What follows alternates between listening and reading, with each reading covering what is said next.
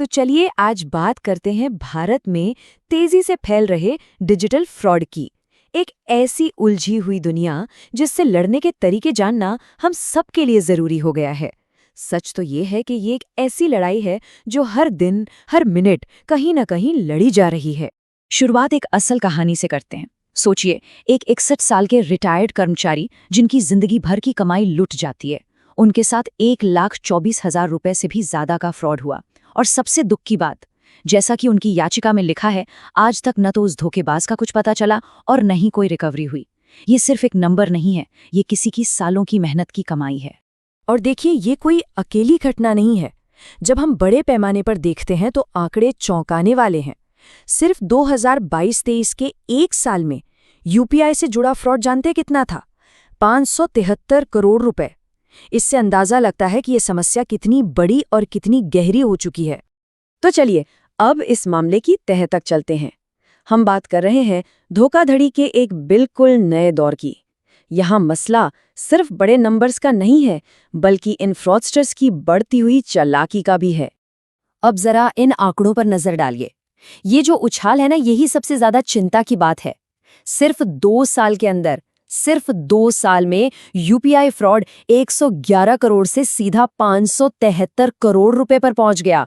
मतलब 5 गुना से भी ज्यादा की बढ़ोतरी। इससे साफ पता चलता है कि ये खतरा कितनी तेजी से बढ़ रहा है।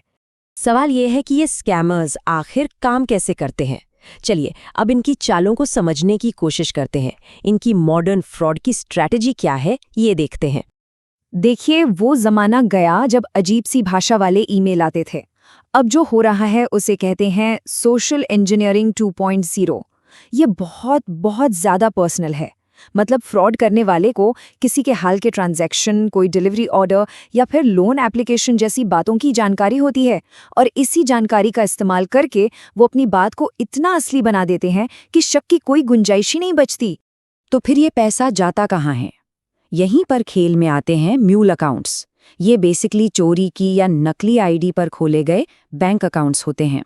स्कैमर्स फ्रॉड का पैसा फौरन इन अकाउंट्स में डालते हैं और निकाल लेते हैं, और बस इसके बाद पैसे को ट्रेस करना लगभग नामुमकिन हो जाता है। और उनके तरीके वो सिर्फ 1-2 नहीं है। अब ये सिर्फ ईमेल की बात नहीं रह गई है। देखिए, नकली क्यूआर कोड्स का इस्तेमाल हो रहा है। एआई से बनी आवाजें जो बिल्कुल किसी परिवार वाले या बॉस जैसी लगती हैं, उनका इस्तेमाल हो रहा है। और तो और सीधे वॉइस कॉल, जिसे विशिंग कहते हैं, और टेक्स्ट मैसेज यानी स्मिशिंग से भी अटैक किया जा रहा है। एक और जरूरी बात, ये काम कोई अकेला आदमी नहीं कर रहा। ये एक पूरी इंडस्ट्री बन चुकी है, एक संगठित अपराध। टेलीग्राम जैसे प्लेटफॉर्म पर तो बाकायदा फ्रॉड एज अ सर्विस चल रहा है। सोचिए, वहां स्कैम करने के लिए टूल्स, ट्रेनिंग और यहां तक कि म्यूल अकाउंट्स भी बेचे जा रहे हैं। तो सवाल ये है कि इस बढ़ती हुई मुसीबत से हमारा सिस्टम लड़ कैसे रहा है। चलिए अब ये देखते हैं कि अथॉरिटीज और इंडस्ट्री दोनों मिलकर इस साइबर क्राइम के खिलाफ क्या कदम उठा रहे हैं। एक बहुत बड़ा बदलाव आ रहा है मैसेजिंग ऐप्स के लिए।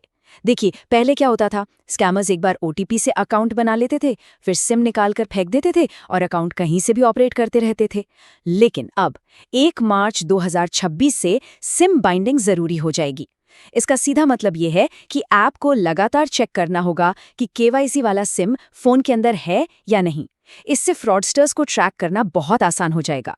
सिर्फ नियम ही नहीं बदल रहे, जमीन पर भी सीधी कार्रवाई हो रही है। पुलिस अब इन क्रिमिनल नेटवर्क्स पर सीधा एक्शन ले रही है। इसका एक बहुत अच्छा उदाहरण है तेलंगाना पुलिस का ऑपरेशन क्रैकडाउन। उन्होंने डेटा ड्रिवन अप्रोच अपनाई और सीधा साइबर क्राइम की फाइनेंशियल बैकबोन मतलब म्यूल अकाउंट्स पर हमला बोला। इस ऑपरेशन में 16 जिलों में पहले करीब 4,775 म्यूल अकाउंट्स को टारगेट किया गया और उनके मनी लॉन्ड्रिंग के रास्ते बंद किए गए। और देखिए, सिर्फ पुलिस ही नहीं, पूरा का पूरा फाइनेंशियल सिस्टम भी खुद को मजबूत कर रहा है। जो एनपीसीआई है यानी national payments corporation of India, वो ये कंपल्सरी करता है कि यूपीआई नेटवर्क से जुड़ी हर एक कंपनी रेगुलर सिक्योरिटी ऑडिट कराए। इससे ये पक्का होता है कि एपीआई सिक्योरिटी, डेटा इंक्रिप्शन और रियल टाइम फ्रॉड डिटेक्शन जैसे सिस्टम हमेशा अप टू डेट और मजबूत रहें। तो ठीक है, ये सब तो हो गया सिस्टम लेवल की बातें, लेकिन सवाल ये है कि एक आम इंसान व्यक्तिगत तौर पर खुद को कैसे बचाए। चलिए अब कुछ ऐसे प्रैक्टिकल कदमों की बात करते हैं जो डिजिटल सेफ्टी के लिए बहुत ज़रूरी हैं। सबसे पहली और सबसे ज़रूरी बात, अगर कभी भी किसी के साथ भी कोई फाइनेंशियल फ्रॉड हो जाए तो सबसे पहला काम है 1930 डायल करना। ये national cyber crime helpline number है, इसे याद रखना बहुत ज़रूरी है। और रिपोर्ट करने का प्रोसेस भी काफ़ी सीधा है। जैसे ही फ्रॉड का पता चले, फौरन 1930 पर कॉल करें। वहां ऑपरेटर को ट्रांजैक्शन आईडी, कितना अमाउंट था, तारीख, बैंक का नाम, ये सब बताना होता है। इसके बाद केस दर्ज हो जाता है और उसे आपके बैंक या साइबर पुलिस को भेज दिया जाता है। और हाँ, cybercrime.gov.in पोर्टल पर अपनी शिकायत का स्टेटस भी ट्रैक किया जा सकता है। लेकिन इन सब से ऊपर एक बात है, जागरूकता ही बचाव का पहला कदम है।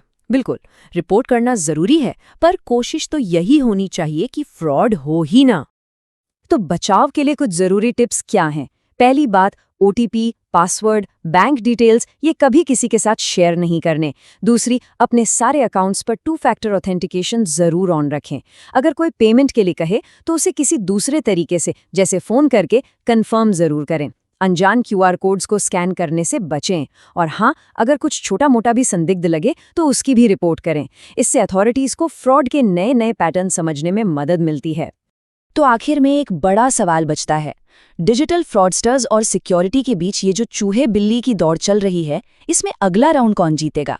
और इसका जवाब शायद इस बात में छिपा है कि हमारा सिस्टम कितना मजबूत होता है और उससे भी ज्यादा हम सब व्यक्तिगत तौर पर कितने सतर्क रहते हैं।